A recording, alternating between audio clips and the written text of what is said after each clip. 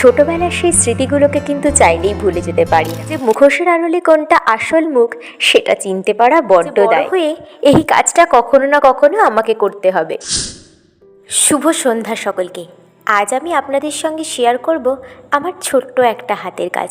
বলতে পারেন এটা কোনো কাজের মারফতই বানানো হয়েছে। তো বিএড 4th সেমিস্টারের ছাত্রী হওয়ার জন্য ওয়ার্ক এডুকেশন আমি বেছে নিয়েছিলাম। সেখানে আমার এই কাজটা দেওয়ার ছিল, কি করে মুখোশ বানাতে হয়।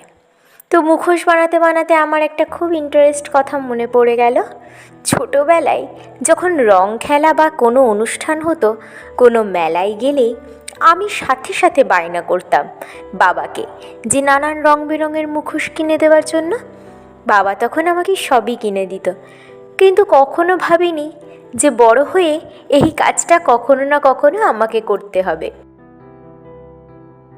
বড় হওয়ার সাথে সাথে আমাদের ছোটোবেলার অনেক স্মৃতি কিন্তু হারিয়ে যায়, কিন্তু তবুও মন খারাপের মাঝে বা কোনো একঘেয়েমি কাটাতে যখন আমরা সেই ছোটোবেলার স্মৃতিগুলোকে রোমন্থন করি, সত্যি কাজের মধ্যে বেশ সুন্দর একটা আলাদা শান্তি খুঁজে পাওয়া যায়। তো আমি এখানে বানাচ্ছি একটা বাঘের মুখোশ।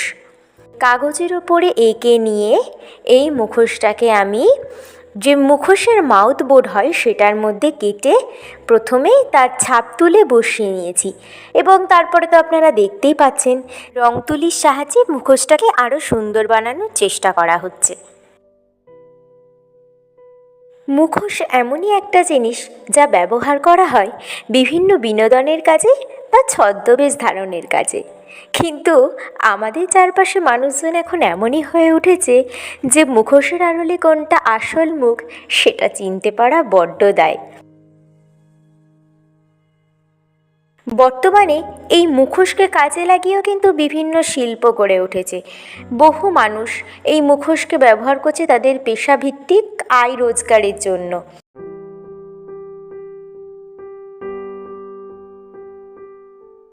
মানুষ তার নিজের হাতের কাজকে কাজে লাগিয়ে অন্য মানুষকে বিনোদনের মাধ্যমে নিজেদের রুজি রোজগার ব্যবস্থা করেন।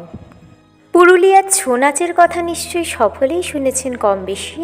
এই ছৌ নাচে কিন্তু মুখোশটা খুব বিখ্যাত একটা অংশ গ্রহণ করে, কিন্তু সেই মুখোশগুলো বানানো হয় আবার মাটি দিয়ে।